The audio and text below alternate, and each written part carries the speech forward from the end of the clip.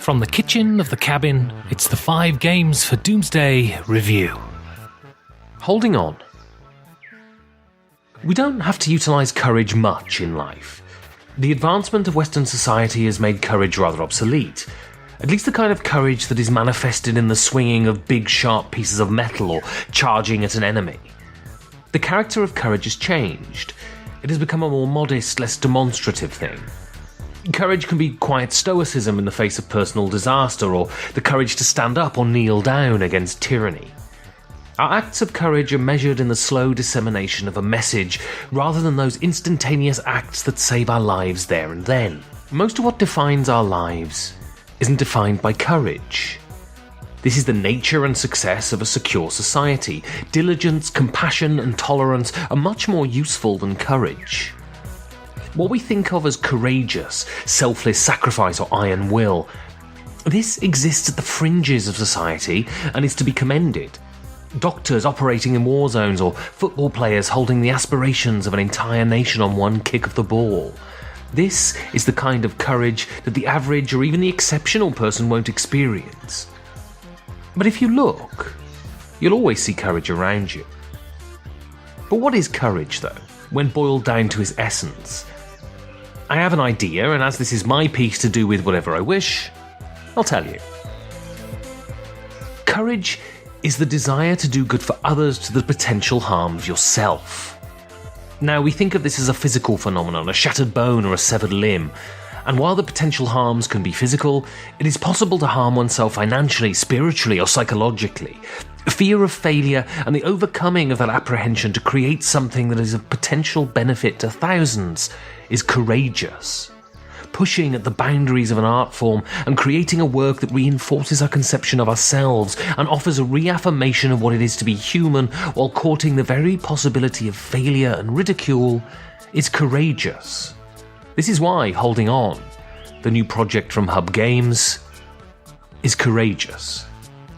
Holding On is courageous because it is leading an art form boldly into a direction that it has only tentatively stepped into before. It is courageous for its sheer originality and its ambition, and it is courageous because it touches on ideas that board games have shied away from. It deals with themes of self-identification, mortality, truth, and the reliability of our own memories. Holding On asks us to confront death and to ask ourselves, what is important in life? In Holding On, players take the role of primary carers who've been tasked with accompanying Billy Kerr, a man who has been admitted into the hospital after a huge heart attack, through the final days of his life. The hospital game is nothing new, but whereas previously they've all been top-down efficiency exercises, Holding On places players at the front lines and asks them to face all of the pain, frustration, fear and anger of a man who is confronting the end of his life. Holding On compels us to feel the compassion, frustration and helplessness as we watch the life slowly ebb out of someone, and asks us one question. What is our duty in this situation? Should we attempt, against all probability, to channel all of our energies to try and stop him from dying, or should we prepare him for death, to put his affairs in order and ensure that he dies knowing who he is and his place in the world? What is more important, time or dignity? Never before has a game made us face the death of another, and by extension ourselves, so clearly and without embellishment. Never before has a game so effectively extracted the wondrous from the ordinary in such a touching and effective way. Holding On achieves this by its elegance and efficiency.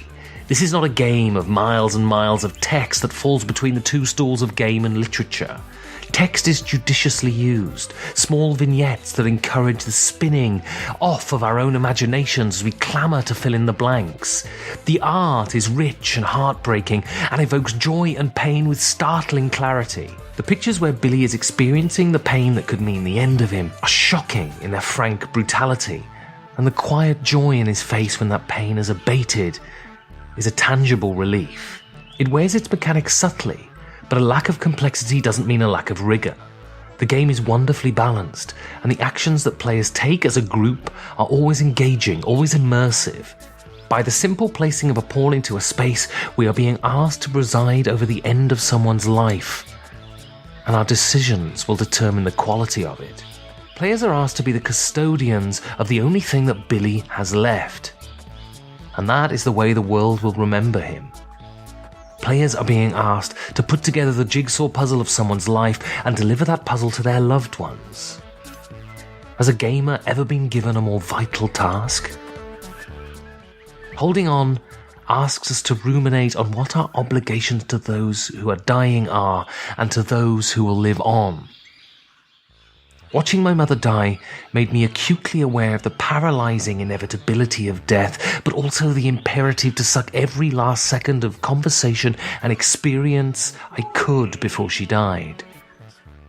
Holding On evokes this remarkably well, and might well be the most important game that has ever been published. Courage is rare, but it's always to be admired. And Holding On, with its unflinching examination of the end of life and the responsibilities of those there to witness it, is one of the most courageous works I've seen in a long time. Holding On is a watershed, a moment where games truly became art, and I'm happy and proud to say I was there. Thank you for listening, and to support this podcast, go to patreon.com/5G4D.